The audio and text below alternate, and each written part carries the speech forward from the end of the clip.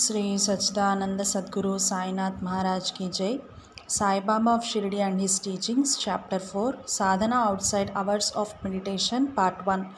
That a part of the preparation which is outlined in the previous chapter clears our worldly life of activity of all adventitious hopes, fears, longings, and frustrations. The field of life is cleared of the weeds, leaving the plants in the crop free to draw upon all the attention we are capable of by way of living as the play. We have also hinted at the new attitude that develops in us towards our work in consequence of this clearing. Baba, the real master, has not left it at that. Our activity or work is not to remain a mere implementation or practice of what we have learnt. It is but for a much more activity and positive content in the form of discovery of realization, and this shall occupy the present chapter. The Bhagavad Gita says that of thousands of people who turn to the Spirit of God, many do so in the hope that they will be through from their problems of life, like the disease and the poverty. Some others turn to God in the hope of fulfillment of their worldly wishes. A fewer number of them wish to know what all is about, and that only a minute fraction seek enlightenment. It even says that out of thousands of seekers, only one strive for perfection, and out of thousands of such, only one succeeds. This is what Christ meant when he said, "Many are called, but a few are chosen." Sai Baba has pointed this truth beautifully in the parable of the mango tree in full bloom. The depth and full implication of these statements can be realized if we too remember that all the fake gurus and god men belong to the first two categories of those who crave for freedom from sorrow and those who pray for fulfillment of their material wishes. How can such teachers lead us anywhere? If we look around us with wide open eyes, we find this grim truth. In all its tragedy and irony, the foster body of seekers around us together have missed them many, but after their initial effervescence of overzealous faith in some teacher or form of sadhana have got dispirited. Some of them have repeatedly tried their luck with different teachers and forms of sadhana. Many of them present their poor figures no longer for any dynamism but make another effort. Whether there is hell beyond death or not, we do not know.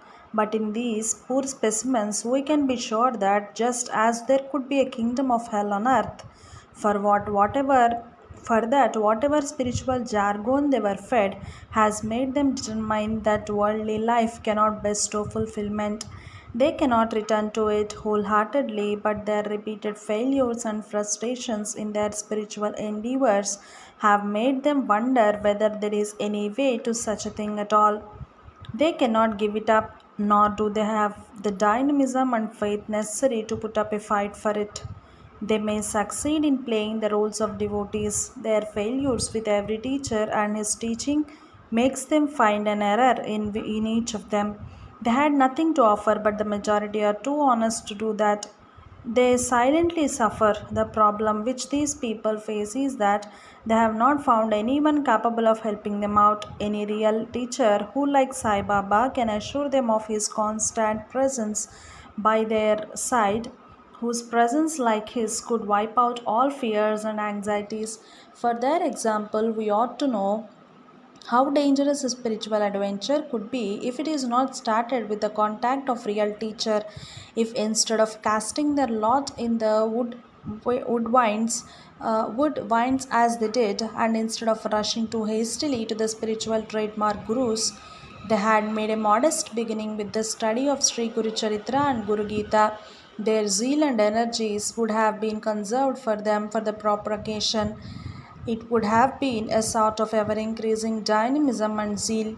From this, it is easy to understand why the Christ has so repeatedly warned against false prophets and false teachers. Indian mystic sage Bhartruhari and Adi Shankaracharya did not spare them. The poigness of the crime of such false teachers is brought out by an old Indian story. Sri Rama was about to take all his people with him in a divine aeroplane, a cyclic dog with lice and ticks all over, also wanted him to be taken along, noticing that it was a strange creature that could speak like a human being. He questioned it about the cause of his present plight. He stated that in previous life it was a false teacher that deceived large number of innocent people by his false teachings. In consequence, he stated all those misdirected disciples were taking vengeance on him in this life in the form of lies and ticks. As we have stated, the real teacher can furnish a positive dynamic content of realization almost in every instant of his disciples' life. For the common man, the mere weeding out from the field of life is not enough. The crop has to be watered, manured, cared for daily and even hourly. Straying cattle and wandering birds have to be repeatedly driven away. When does we interpret this analogy in terms of our sadhana in daily life? Sadhana or spiritual discipline is the regular means of attaining the lasting contentment. Contentment is real only when it could permeate the other aspects of moments of our life. This becomes possible only when the whole of one's life is transformed into sadhana. That is, when sadhana is not limited to the hours of formal meditation or deep reflection. Novices on the spiritual path fail to realize this. They arduously try to meditate during fixed hours but lose sight of it in hours of their mundane life. The impact of formal meditation may continue to underline the rest of their worldly life in the form of subtle peace. But equally well, the impact of the worldly incidents will also continue and reach hours of meditation. Therefore, true meditation is possible only through true understanding of things within and without and their relationships. By implication, life outside the hours of meditation in their case is based on erroneous understanding. Even their efforts to impress upon their hearts the full significance of Allah Malik and giving up all desires is bound to be limited by their present limited average spiritual capacities. Therefore, the major portion of their daily life to that extent proves to be the negative counterpart of meditation, and in the common life of the worldly man, it predominates. The consequent accumulated mass of false understanding is bound to counteract the process of meditation as a means of escaping such a plight. Several seekers do the mistake of trying to prolong the formal meditation. In their excessive zeal, they may even venture it to prolong it all through the day, taking time off their worldly life whenever possible. This is more commonly done by those who renounce worldly life too early before they are ripe. Soon it becomes a matter of compulsion, which is bound to be counterproductive instead of giving a matter of spontaneous joy. Eventually, most of them stop meditation altogether, either prematurely or for different spells of time, or they may resort to mechanical chanting of divine name throughout the day. For most people, even that becomes mechanical and they come to feel nothing divine about those names, that they are mere names. We have said that real and sustained meditation can result only from correct understanding of things, creature and their relations. By understanding, we do not mean a momentary compulsion of recognition that may last for a few months only, when it is stable if we achieve it. But this does not happen at a time. First, flashes of understanding have to come to us more frequently and with greater intensity, and through familiarization, which gradually settles down into a stable state. Very few can bring this about by their own efforts. It is here that the real teacher has a positive role to play. The chapters in Saibaba the Master, which describe him as all gods, saints, creatures, and things, along with the chapter on his omniscience, show how in countless ways he has opened the floodgates of new insight and understanding to his devotees, even during the stray moments of their common living. They were forced to recognize that was in all the creatures, that he was ever with them, fully aware of what they do and think.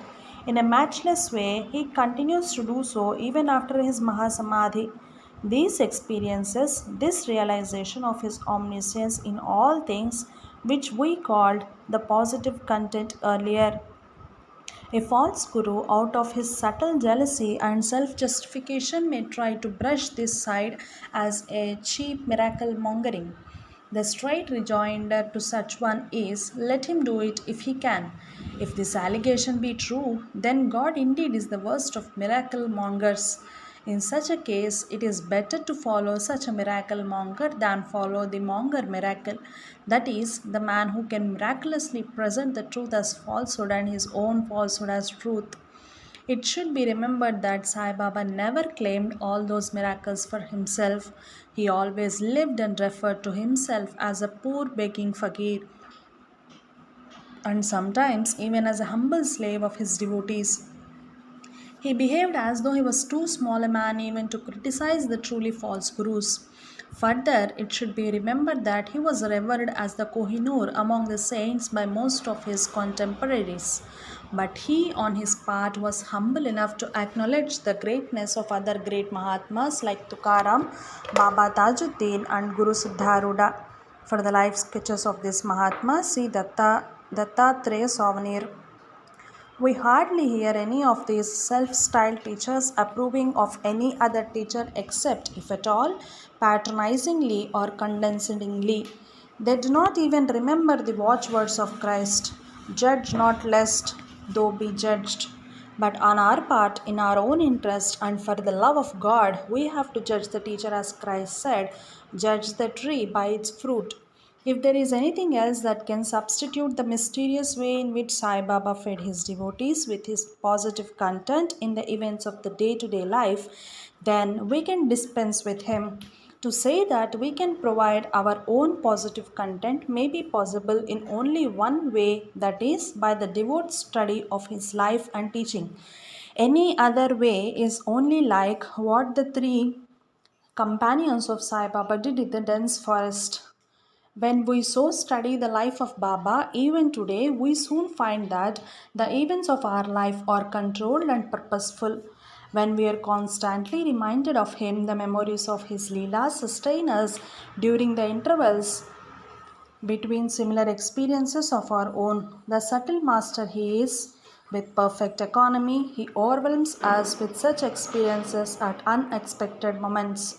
A little thought will enable us to know that such random and surprising action on his side is much more effective than similar experiences coming to us every moment. The latter course would unhinge our minds. It will be like forcing the bud open before it is mature, more like thrusting too much food down one's throat and than he could swallow to take. We have already we have already noted the case of BD vendor. The master plays hide and seek with us so to say he manifests his working when he least expect it and generally when we need it the most, but are too confused to pray for it. Sometimes he does so when we ask for it, at other times he keeps us waiting for it. Again, as we wait for one type of manifestation, he manifests it in a different corner of our life and in manner different from our expectation. Later in retrospect, we find that his working is wisest. It is this kind of divine working with the Jews and Christians described God as the loving God. It is silly to ask whether Sai Baba is God or not. We have never seen God so that we can decide it. It is much wiser to decide our own fate. A thirsty man looks for a tumbler of water but does not bother to know all about its source. Through constant study of his life, we like to associate everything and creature that see with him. Everything reminds us of him, many be as his form or as his name. Without any effort on our part, we learn to live in very frequent awareness of him. All the hours outside formal meditation thus get transformed into sadhana. Sadhana becomes the way. The most wonderful part of it is that even those of us who just resort to him for the fulfillment of their wishes or the removal of their suffering are slowly led into his way by the study of his life. Judge the tree by its fruit. We can see that Sai Baba is alone among the real teachers who adopted such a way. It sounds funny and ridiculous if any teacher implies that he is better without doing better. That was the classic case of Jawahar Ali, who claimed that Sai Baba was his disciple. In after times, there are others who claimed a higher state than this Sadguru, and some who claimed that they are he. Again, we have to judge the tree by its fruit. Only those who study his life can understand and follow his teachings. You are in me, and I am in you. Go on contemplating this, you will come to experience it. Only such can understand the less known saying of Jesus. Wherever there are two, they are not without God. And where there is one alone, I say, I am with him. Rise soon, and there thou shalt find. Cleave the wood, and there I am. Let not him who seeks cease until he finds, and when he finds, he shall be acknowledged. He shall reach the kingdom, and having reached kingdom, he shall rest. The Christ too won the hearts of his disciples by enabling them to know that he knew them much better than we are known of him. The episode of Sai Baba's 72 hours of death and revival tallies in toto from the raising of Jesus Christ on the third day after crucifixion. No wonder that my learned brother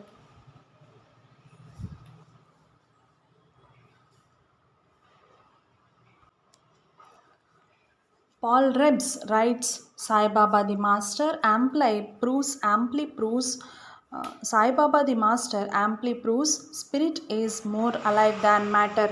It is impossible for me and to anyone to comprehend Jesus' life without reading Sai Baba the Master. Surely Shirdi Sai is the greatest of great. With such guidance, is it possible to err? Look to me, and I look to you, and I never leave my man in the middle. I will take him right up to the goal. Many have said so, but with Baba, we are not called to take the word and trust. We are only asked to trust our experience, and He Himself furnishes all this necessary for us to live up to the instruction.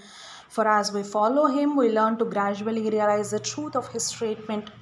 All that you see taken together is myself. He who thinks that Baba is only a shirdi has totally failed to see Baba.